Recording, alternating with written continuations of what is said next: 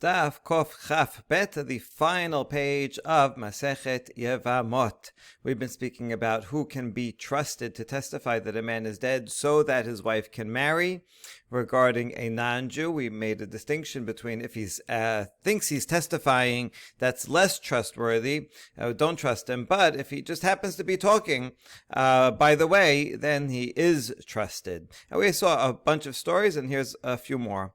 Hahu goy dehava kamar le Israel ketol aspasta ushte lehevya b'shabeta. A certain non-Jewish thug comes to a Jew and says, go and cut this fodder and give it to my animals on Shabbat. He's forcing him to violate Shabbat. V'ila katilna lach kid katelna leploni bar Yisrael. And if you don't do it, I will kill you. The word for katel is the same word as to cut the vegetables. So cut, I will. If you don't cut it, I will cut you down, like I killed this person, the Jew. Damri le basheli kedera b'Shabbat vela basheli uktilte. Because I commanded him to cook something for me on Shabbat, and he did not cook it, and I killed him. That's the story. Shama debitu, his wife heard about this. V'atay lekamed de Abaye.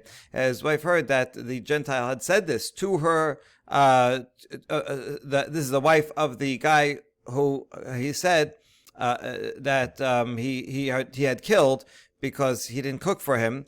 So the wife heard that this non-Jew admitted to killing this man who would refuse to cook on Shabbat.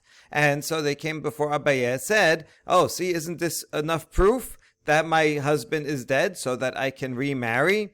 The guy said it kind of by the way. He wasn't coming to court to testify that he did. He was he mentioned that he had murdered someone in the form of a threat to this other guy.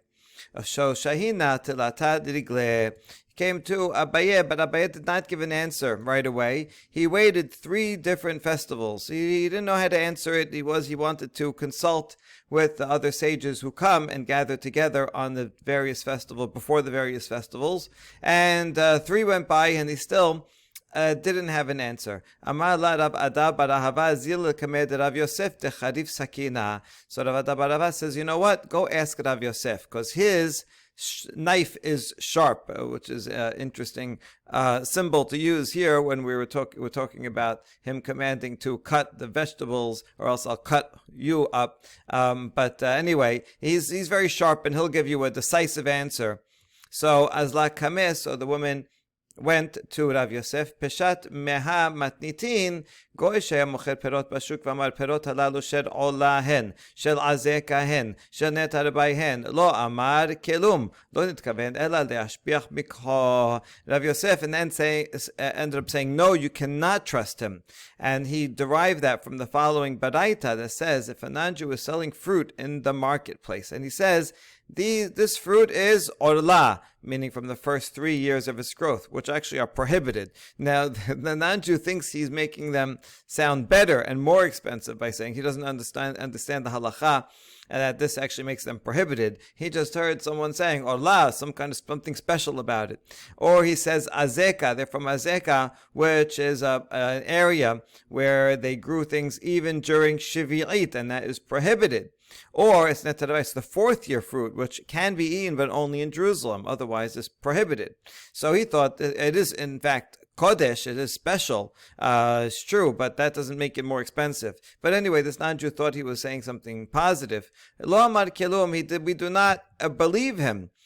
So that, in other words, we can buy it, and we can assume that it's actually not orla, and the seller is simply making up the fact that it's orla or shivi'it or netarevai, because his intention is only to make the product more expensive, but he's making it up. And the same thing here, this thug may be only talking about, I murdered that guy. He maybe didn't actually kill him, but he's just saying it so that he can sound tough, so he can threaten this guy. Maybe he heard that there's a certain person missing, and so he said, yeah, I killed him, and I'll kill you the same way I did the other guy if you don't do what I say.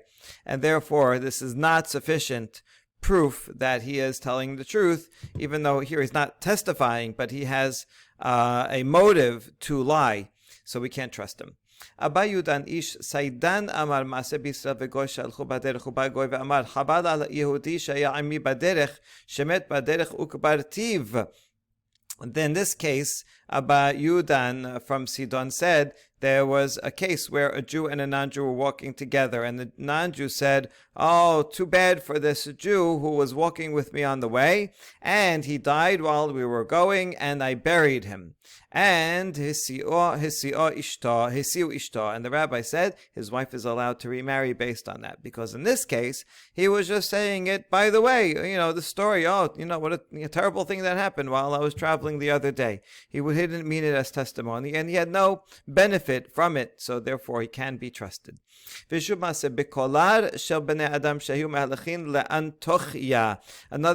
incident, there was a group of people that were taken prisoner. Kolar is the same word as from English collar.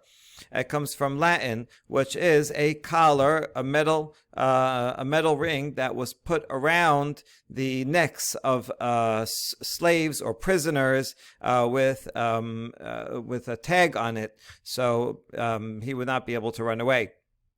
Okay, so you had these prisoners, and they were walking to Antioch. They were being taken to Antiochia. Antioch up in Turkey. And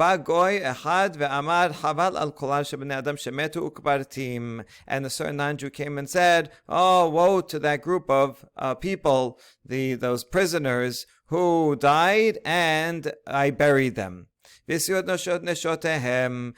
also here, since he was talking about, he was just happened to be speaking in a roundabout way and not testifying, so we can trust him. And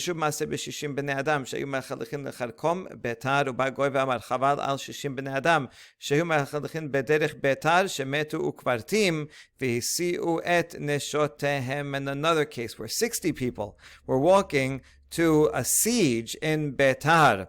This was probably after the middle of the Bar Kokhba revolt.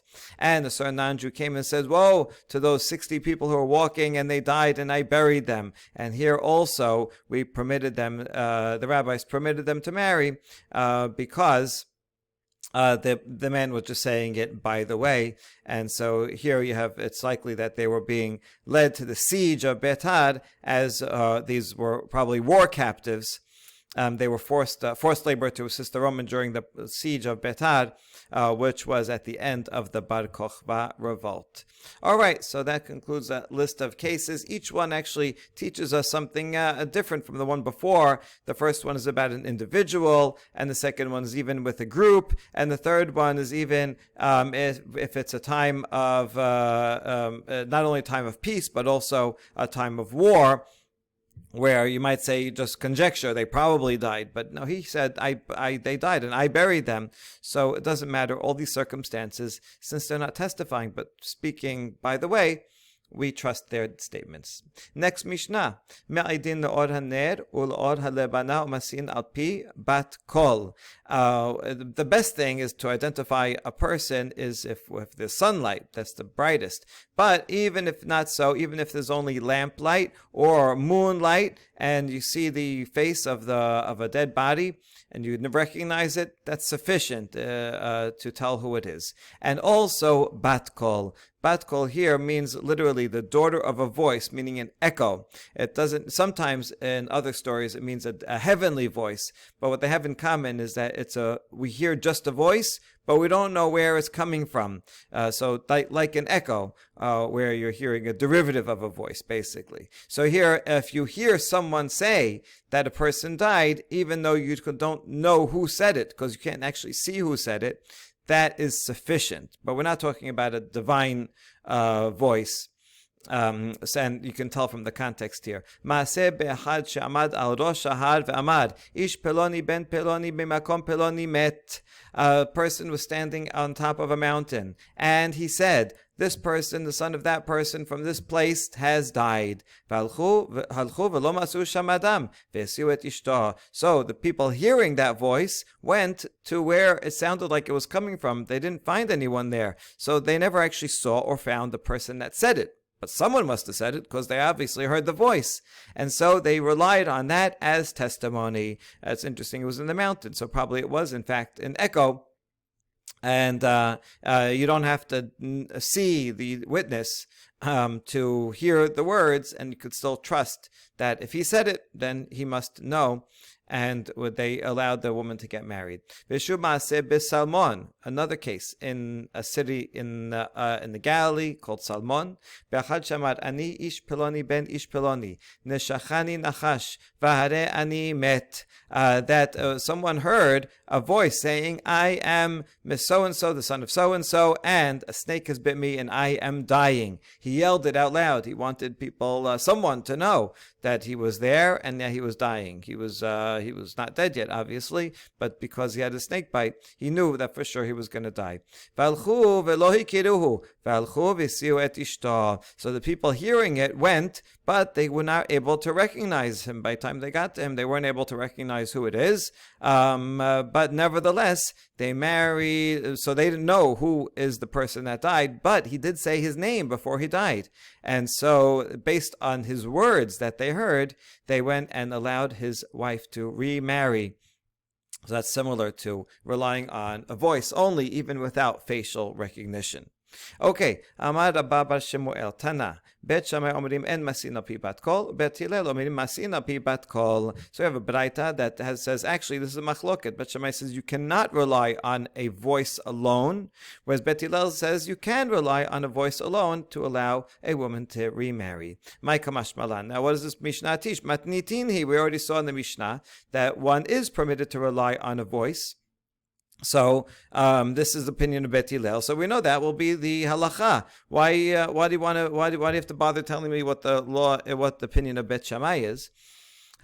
Hakamashmalan di mishtakachat zetama de'en masiin Bet Shammai de'en masiin and Bet Shammai he is to teach you that if you should find a setama, an anonymous baraita or a source or story, and it says that you cannot rely on a disembodied voice to allow someone to get married, then you'll know that there was an opinion like that. That was the opinion of Bet Shammai, but it was rejected. So it's important to record that Bet Shammai did say that. This is similar to what the Tosefta and Mishnah in Eduyot say, that why in the whole Mishnah, how can we record minority opinions? Why do we record multiple opinions? And one reason is because we should remember that minority opinion existed and it was rejected, and therefore we shouldn't think, if someone has a tradition that there's an opinion like that, maybe it must be correct. Yeah, it is correct that someone said that, but doesn't mean that it's valid. It was already voted against. So here too, it's important to record Bet Shammai to know that an anonymous source that says it is in fact Bet Shammai and not the halacha. Okay, v'alchu v'lo masu. In that first story, they heard an echo, but they went and couldn't find who said it. V'dil mashed hava. And now we wonder, how do you know it was actually a person that testified that we can trust? Maybe it was in fact a demon that said something, and demons cannot be trusted. Amar Rav Yehuda Amar Shemuel Shera'u lo demut Adam. No, they saw there from far. They saw that it was a figure of a human being that said this person so and so has died. So it looked like a person. We just couldn't tell who it was, and when we went to find him closer, he was gone. So inu namidamu. Hold on, that doesn't solve the problem because demons also appear like people. They have a similar shape. So the answer is dechazu le babua. No, what they saw, he had a shadow. And so human beings have shadows. Demons don't have shadows. So that they knew he was a human being. Hold on, that's not true. Demons also have shadows. So can't tell from that. No, the answer is dechazule babua de babua. They saw a shadow of a shadow. In other words, human beings and real objects sometimes have a double shadow. If there's like two sources of light, or light is refracting, there could be a darker shadow and a lighter shadow. They didn't see that in this case, so they did see a shadow, a double shadow, and so they knew it was a person. And if it was only a single shadow, then it could have been a demon. This is how we know that the moon landing was fake, because they didn't have the proper shadows as well. Okay, so anyway, that's how they knew it was not a demon, so they would trusted that there was a human being there who said it. V'dilma ledidhu itlehu babua de babua. Wait, maybe demons might also have a kind of double shadow. How do you know that they don't? So it still could be a demon, even if they saw a double shadow. Amar Rabbi Chanina, Amar li Yochanan Shida, Babua itlehu, Babua de Babua leetlehu. No, they don't, because Rabbi Chanina said, Yonatan the demon, either is he Yonatan the demon or the demon expert. More likely he's an expert in demons, or maybe if he was one, so it takes one to know one. Anyway, we have it on good authority that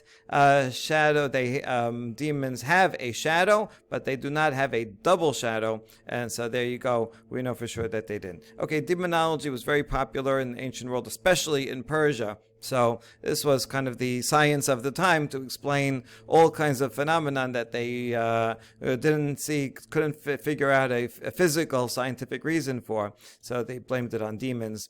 Today we believe it also. We would just call it, bacteria and other kinds of forces. All right. Vedil masara havai. Hold on. Maybe that figure who said the echo was in fact a co-wife who went far away on a distant mountain and called out, so-and-so is dead. But she was lying and only said that in order to get her co-wife in trouble. So even if it's a human being, how do we know that it's a human being we can trust? I mean, it's true, we can trust, a single witness, we can trust a woman, but maybe it's one of the 5 categories of women who cannot be trusted. Then the answer is Tana debe Rabbi Ishmael b'shat sakana kotvin v'notnin afapi she'en makirin. We have a law it's a braita from the school of Rabbi Ishmael that says at a time of danger we write and give a get even though we don't recognize him. In other words, if there is a time of danger like a time of war or sickness and a man says, listen, I'm dying, go ahead and write and give a get to my wife, and we don't recognize who it is. He's down in a ditch, or we just don't know him. Nevertheless, we can rely on his word. If he says, I am Mr. ABC, write a get for my wife, this is her name, here's where she is, and so he identifies himself, we can trust that that is who it was, because in the time of danger, there's no way to verify it. There's no time. There's no possibility to get him to come again to a court with witnesses that know who you are. It's impossible, and we don't want the wife to be stuck forever.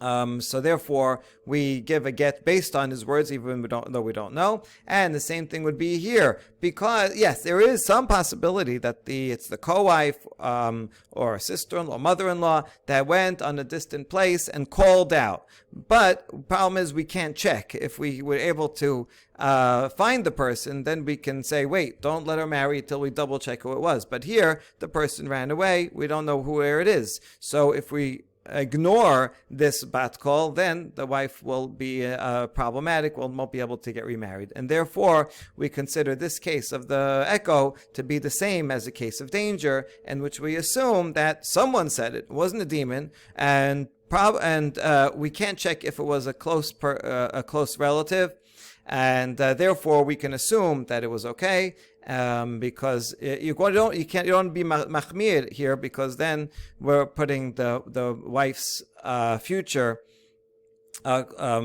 she may become in aguna, and therefore if it's possible to be machmir and verify, then sure, but if it's impossible to verify, then better to assume that it's a kosher testimony. Next Mishnah. Amar Rabbi Akiva כשירדתי לנהר דעה לעבר השנה מצאתי נחמיה ish bet deli. One time Rabbi Akiva went to Nehar De'ah to intercalate the year. Why was he going to Bavel to do that? It's supposed to be done in Israel, so probably it was a time of persecution. Again, perhaps the Bar Kochva revolts, and they said the rabbis aren't allowed to get together in Israel, so he had to go to Nehar in order to set the calendar. And he found Nehemiah from Bet Deli, who also was living, he was originally from Israel, but he was living in Bavel. Amar li shamati she'en masin et ha'isha be'eretz Yisrael al pi ed ehad ela Yehuda ben Bava. So Nehemiah told Rabbi Akiva, I heard a rumor that in the land of Israel, the rabbis will not accept the testimony of one witness to that a person is dead, the man is dead, to allow his wife to get married. They require two witnesses, except for Yehuda ben Bava. He's the only one in Israel that says we can rely on one witness. Ve'numeti lo ken advarim. Rabbi Akiva says, yes, indeed, that's the case. We need two witnesses. This is a serious matter.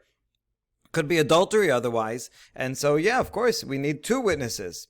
Amar li emor lehem mishmi atem yodaim shemedina mishubeshet begaisot. But Nehemiah told Rabbi Akiva, you know, go tell them in my name. You know that the country has troops all over it, Roman troops, and I'm not able to travel. Otherwise, I would come and tell them myself. But since I can't travel, I'm sending you as a messenger. Mekublani meraban Gamliel hazaken shemasin taisha al pi aed ehad. I have a tradition from Rabban Gamliel, the elder from the previous generation, that one can allow a woman to get married based on one witness. That is the tradition, and you should follow that.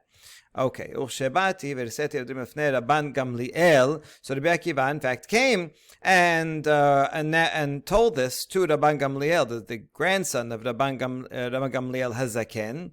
Samach lidvarai, and Rabban Gamliel, the grandson, is called Rabban Gamliel II, or the one of Yavne. The first one lived during the time of the destruction of the Bet HaMikdash. Second one was an older contemporary of Rabbi Akiva. He was so happy. V'amar masanu chaver Rabbi Yehuda ben Bava. Now we found a companion to Rabbi Yehuda ben Bava. Before he was alone, and while he's a great sage, he was just a minority opinion, and we couldn't trust him. That was in fact the halacha against the majority. But now that we have this tradition, now we see that this is authentic. Okay, מתוך הדבר נזכר רבן גמליאל שנהרגו הרוגים בתל ארזה והסיר רבן גמליאל, some versions have hazaken here, נשותיהן על פי עד אחד והוחזקו להיות מסיעים עד מפי עד. Hold on. So because of that, after he was told that, Rabban Gamliel, the second from Yavne, remembered that one time there were people that were murdered in a place called Tel Arza, and his grandfather, Rabban Gamliel Hazaken, allowed their wives to remarry even based on one witness. So he had forgotten this, but now that Rabbi Akiva told him this tradition, he said, you know what, you're right, I'm remembering it was an actual case like that my grandfather said. At that point, Rabban Gamliel, as the leader of the Sanhedrin, as the Nasi, decided to establish the following protocol, that from now on they will allow not only a single witness to be trusted, but also a hearsay testimony. If one witness comes and says, I heard someone else who said that they saw the person die, we trust that. Mipi Ibid, Mipi Isha, Mipi Shivcha. And if that one witness is a slave or a woman or a maidservant, also they will all be trusted to say a person is dead, to allow his wife to remarry. That is all so that's the change that happened in the story. So you see, there's actually two steps that were changed. At first in Israel, most of the rabbis said you need two witnesses. Then they said, oh, you know what? Rabban Gamliel Zaken and said you need just one witness. So they trusted one witness, but even at that point, we only know that it was a male witness. But vehuchseku, again, it sounds like at some point later, maybe soon after, it said not only one witness, but also a female or a slave will be trusted for this purpose. Rabbi Eliezer, Rabbi Yoshua Marim, en masin ta'isha pi ayed ehad. Rabbi Eliezer and Rabbi Yoshua said, no, we don't like this change. They did not accept it. And so they said, no, we can't use one witness, need two. Rabbi Akiva Omer, lo al pi isha, velo al pi ayebed, velo al pi shivcha, velo al pi kerubim. Rabbi Akiva said, we cannot trust a woman or a slave or a maidservant or relatives. It sounds like Rabbi Akiva says that he's fine with one witness if it's a male witness. So he is more lenient than Rabbi Eliezer, Rabbi Yoshua, but in between, more stringent than the Rabban Gamliel in the testimony that Rabbi Akiva himself brought. So even though Rabbi Akiva was the messenger that brought that message from Nehemiah, Ish Bet Eli to Rabban Gamliel, nevertheless he himself seems to have not agreed with it and was more stringent and kept up the Rabbi Eliezer keep up the original law. You need two witnesses. Rabbi Akiva says fine, one male witness but not females and servants. But the Gemara will talk about this and whether Rabbi Akiva only said this in the intermediate stage. Maybe he changed his mind by the end. Okay, V'sabar Rabbi Akiva al pi isha lo. So according to Rabbi Akiva, is that true that we will not trust a woman to say that a certain man is dead so that his wife can remarry?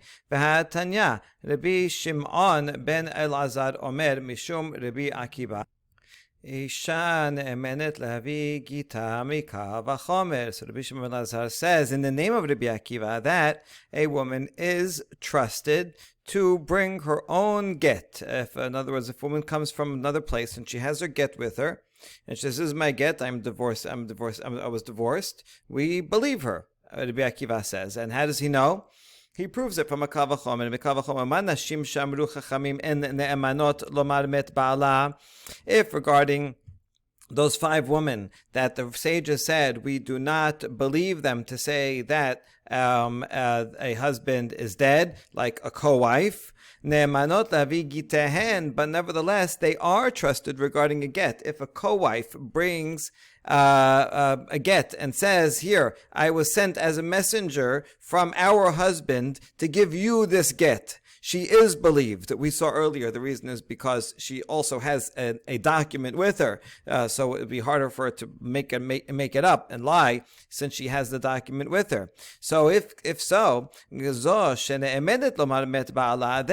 the wife herself of that husband, a wife herself who is believed to say my husband dies, everyone agrees that the wife herself was believed, and all the more so she can bring her own get. Okay, that was the proof. What do we see from here? Nashim shamru chachamim hu de la mehemne isha ba'alma mehemna. It's only these 5 women that the rabbi said they hate each other, sister-in-laws, mother-in-law, that we do not believe, but any other woman is believed. So how come Rabbi Akiva in the Mishnah just now was quoted as saying that we do not trust a woman? However, here within this kal v'chomer, Rabbi Akiva says we do trust women other than the 5 that everyone agrees that we do not trust. Lakashya kan kodem shechaziku kan nachar sheziku. So we answer that the Mishnah here, that clause was, Rabbi Akiva said this before the rabbis got together and decided to change the law. Remember, there was 3 stages. First, they said you need 2 witnesses. Then they said find 1 witness. And then they said, okay, and that 1 witness can be a woman or a slave. So between stages 2 and 3, Rabbi Akiva says I'll trust 1 witness, but not if it's a woman or a slave. But then, once the rabbis decided, you know what? Let's trust women also. So Rabbi Akiva changed his mind and agreed that you can. And so this kal v'chomer that he stated was after that fact. All right. So according to this, Rabbi Akiva, in fact, changed his mind. However, the Mishnah does continue with the dialogue that was started above.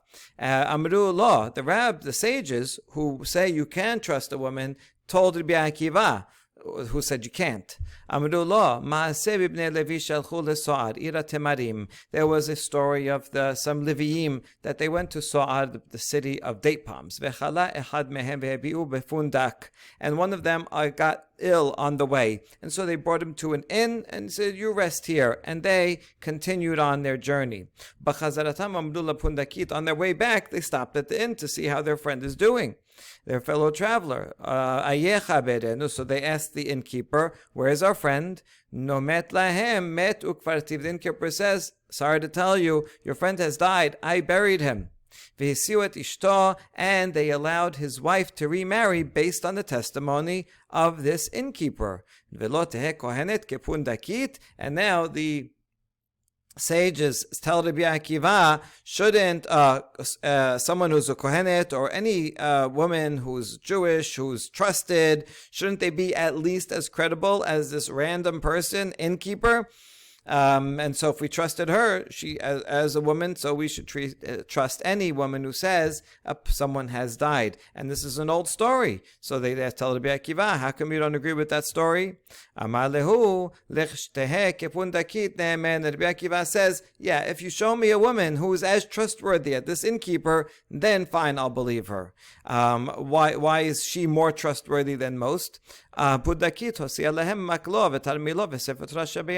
Because the innkeeper brought out his walking staff, his money bag, and the Torah scroll that he had with him. So since she had these items, that adds support to her testimony. So it's really not based on the testimony of one woman, but it's her testimony plus these physical items. So Rebbe Akiva says, yeah, fine, if you have physical evidence also, because a person wouldn't leave and leave his personal items behind, then fine. Otherwise, I would not agree with it. Okay, what you see here is that I guess this Mishnah is simply continuing. It doesn't seem from the Peshat of the Mishnah that Rebbe Akiva changed his mind. He's defending it, unless you say that this whole story and this whole conversation happened in that in-between period before Rebbe Akiva changed his mind.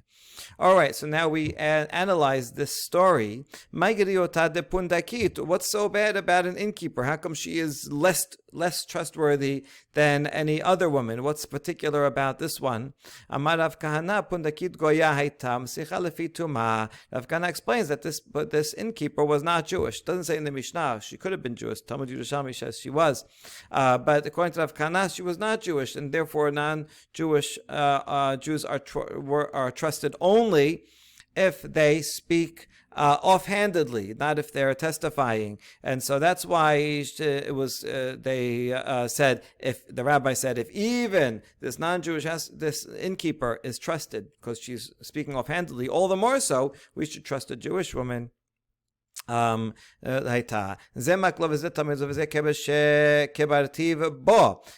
is his staff, and here is his money bag, and here is the grave that I have dug for him. Here in this quote, it doesn't have the Torah, but rather she points to the actual grave. And similarly,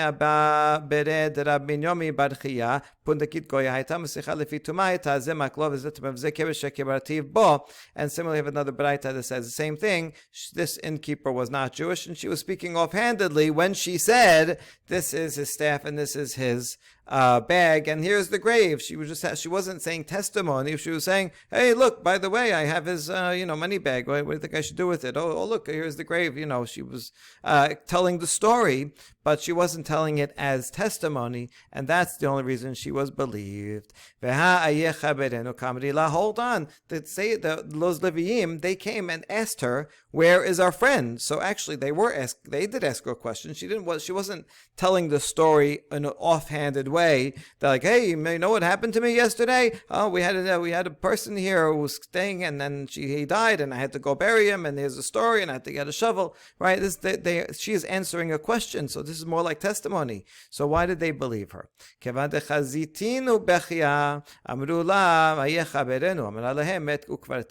fact, when they approached the innkeeper, she started crying. So you see, this is offhanded. They didn't ask her anything. She started crying herself. They're like, oh, what happened? Where's our friend? And then she said that he died. So the crying that she said before is the beginning of the interaction. And so that was offhanded. They didn't ask her anything first. And therefore she was trusted in that case.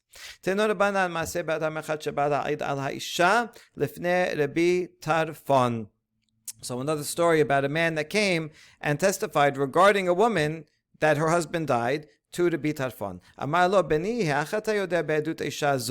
So he says, I'm not going to just believe you. How do you know that the person has died? Amar, ani vehu hayinu olchim baderech. He says, well, here's the story. Me and this guy, we were walking on the traveling together. And some troops came, and they were chasing after us. And this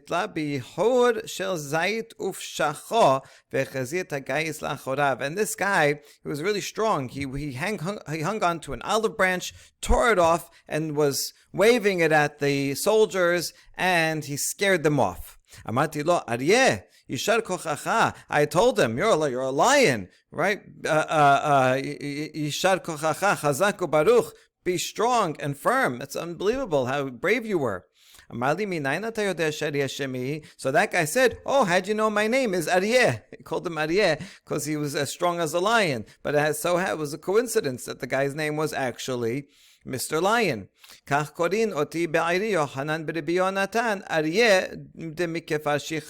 That's what they call me. Yes, was a nickname. I guess he was always known to be very strong. His name was Yohanan, the son of Rabbi Yonatan, and they called him the Lion from this village of Shichaya. So how'd you know my name? After some time, this guy got sick and he died, and Rabbi Tarfon said, you know what? His wife can get married based on that testimony. The man who was traveling with him said, he told me his name, so based on that, now I see he died, but I know his name, and we were able to trust him in that way. Okay, we bring the story because we have a question. Usually when you have witnesses come to the court, they have to investigate and interrogate the witnesses with various questions. Where did it take place? When? Basic questions, further questions, to make sure that they're really telling the truth. But here, it doesn't sound like there was any interrogation. There was a little bit, just tell me the basic story, but that's it. So, according to this, seems Rabbi Tarfon does not require interrogation when a witness comes and says, I saw this person, I testify that he's dead. But here we have a baraita that contradicts. The second baraita is a story that's almost exactly the same as the first one. A man came to Rabbi Tarfon and said, this woman can get remarried because her husband died. Rabbi Tarfon says, how do you know? We were traveling together and some troops were running after us. And he hung on, in this case, to a fig tree and he tore it off. And he was able to scare off the troops. And I said, wow, such strength, Mr. Lion, you're strong as a lion. He says, you figured out my name. They called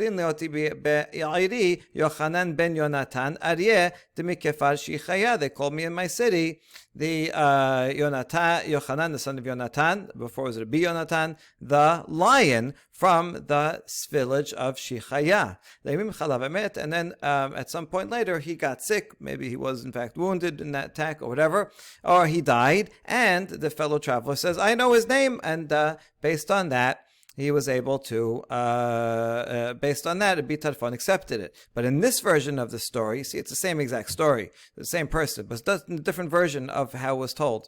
Amar lo, lokach amar tali Yochanan ben Yonatan demikefar shichaya aryeh. Rabbi Tarfon now challenged him and started telling him tricky questions. He says, hold on, what exactly? Didn't you tell me that his name was Yochanan, the son of Yonatan, from the village of Shichaya, the lion? Rabbi Tarfon put the word lion at the end, right, instead of before the village name. And so the witness says, Amar le lo, ela kach amarti lecha. No, I didn't put the lion at the end. I said his name is Yochanan ben Yonatan Aryeh demikefar Shichaya. I put the lion in the beginning. That's what they called him. V'diktek alav shenam shel pamim. Rabbi Tarfon asked him this, pressed on him 2 or 3 times, asking him all kinds of tricky questions to try to throw the witness off. If he was lying, then he would get confused. But if he's telling the truth, then he'll say, no, I know I was there. He's told me exactly this. And every time the witness spoke, he said his statements consistent. And this is the form of Dirisha v'chakira. You have to make sure, usually it's 2 witnesses, and you separate them and ask each one the same question, and you see if they're 2 testimonies are consistent. In this case, you have only 1 witness, but he does it by asking him tricky questions to see if he can throw him off. And he was not able to throw him off, and therefore he says, okay, fine, you're telling the truth. Bitfon says, fine, now your wife can get married. So according to the second version of the story, you see that Bitfon did require interrogation. In the first version of the story, he did not require interrogation. So which one is it? And the answer is Tana'ehi. There are 2 Tanaim. This is going to serve double duty, this two Tanaim. Number one, it answers the question. There are two versions, two memorizers that had different versions of the Rabbi Tarfon story. One is a shorter version, one's a longer version. And so, depending on which version you choose, Rabbi Tarfon himself either did not or did require interrogation. But we're also going to learn from the following Braita that there was a machloket between various Tanaim. The Tanya, en bodkin aydei nashim b'drisha v'chakira, Rabbi Akiva, b'tafon omer bodkin. Braita says, according to Rabbi Akiva, you do not have to, regarding testimony for regarding women, so if they can remarry or not, we lighten up. We don't require interrogation because really we want to believe them and try to allow the woman to get married. Unlike other cases like capital punishment, where we're going to increase and do as much interrogation as possible because we don't want to execute someone wrongly. So there we want to make 100%. Here also we want to be as sure as possible. But sometimes if you do too much interrogation, you'll end up throwing the person off and you might disqualify valid testimony. And here we really prefer to help the aguna. So that's Rabbi Akiva. Rabbi Tafon, however, says that we do have to interrogate, and so this would be the second version of the story. What is that essence of the machlok between Rabbi Akiva and Rabbi Tarfon? Damar Rabbi Chanina, Dabar Torah echad dinei emunot v'echad dinei nefashot b'drisha v'chakira, shneimar mishpat echad yeh lachem. Rabbi Chanina says that according to Torah law, whether it's monetary, whether you're talking about a monetary case or a capital case, you have to interrogate the witnesses because the pasuk says one law, one procedure should be for you. One procedure means no matter what case it is, you can't just accept witnesses because they said so. We have to question them, interrogate them. So even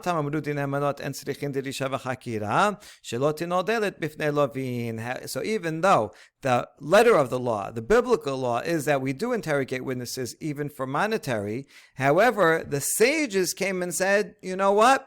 This is, we make an enactment that we should not interrogate witnesses for monetary matters, because we don't want to lock the door in the face of borrowers. If a borrower comes and says, hey, can I borrow $1,000? Now the lender, let's say he's willing to lend, but the lender knows that if he should need to bring him to court, if the guy doesn't pay, and I'm going to bring him to court, and then I'm going to bring my witnesses to say, see, I lent him money on this and that date, and here's the witnesses. If the sages follow biblical law and require interrogation, then we're going to interrogate the witnesses. They might get tripped up and he's going to have a hard time getting his money back. So he says, you know what? I'm not going to lend you money because I know that if there's a problem, I'm going to have to face interrogation and it's such a pain and I may end up losing the court case even though I'm right.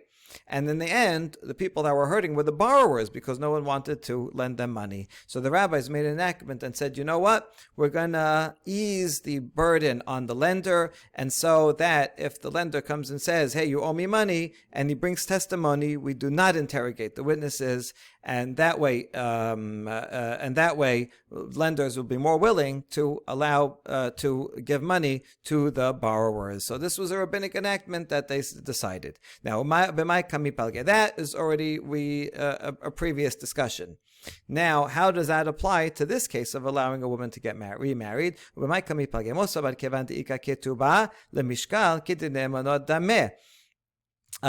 Akiva said that this is like, this case is like, since she wants to collect the ketuvah, the widow will collect the ketuvah if her husband is dead, so we treat it like a monetary case, and therefore we are lenient and we do not require dirisha, interrogation of the witnesses.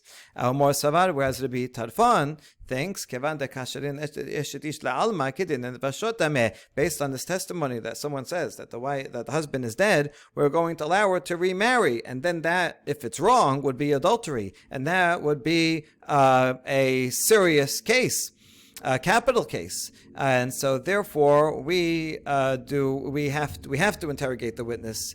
So this is simply a machloket of do we focus on the monetary aspect of permitting a woman to remarry, or the prohibition aspect of it, whether we interrogate the witness or witnesses to say a woman is dead. All right, and the final line, Amar Rabbi Elazar, Amar Rabbi Hanina. The previous statement was also Rabbi Hanina, and so we quote yet another one. Talmidei Chachamim marbim shalom ba'olam, shenemar v'chol banaich limudei Adonai v'rav shalom banaich. This sounds familiar. It's in our tefillah. It also is the conclusion of 3 other masechtot of the Talmud Bavli. And this teaches that sages bring increase peace in the world. How do you know that? Because Pasuk in Yeshaya says, all of your children shall be taught, shall know God, and great will be the peace of your children. The fact that it doesn't quote the full thing here, but in other places it does, Al tikre banaich ela bonaich, from the fact that it repeats banaich and banaich again. So verav means will increase peace. The builders, those who learn Torah, who teach Torah, build up the moral fabric of the world, and they increase peace in the world as well. Okay, what does that have to do with anything besides being said by Rabbi Hanina? This is a fitting ending to what we were just talking about in this last discussion, which is the rabbis made various enactments to bring peace in the world. For example, they say for monetary cases, because we want borrowers to be able to have access to money, so we will say that the witnesses, we do not require, the Torah says you require interrogation. We say, no, witnesses need not be interrogated because they want to help out. And that brings peace to the world, that the poor people can borrow money. Also, we want to help a woman whose husband is gone, is missing, and so we don't want her to be an aguna. So therefore, the rabbis were lenient and said you can believe one witness, you can believe a woman, you don't have to do interrogation, so that we can allow the woman to remarry. And that is another example of the rabbis making enactments to bring peace and make the world a better place. And we'll formally conclude the Masechet tomorrow, but this is a wonderful accomplishment, and chazakim uberuchim for all those who made it to the end of one of the hardest Masechtot, Masechet Yevamot. Chazakim uberuchim. Baruch Adonai Leolam. Amen ve'amen.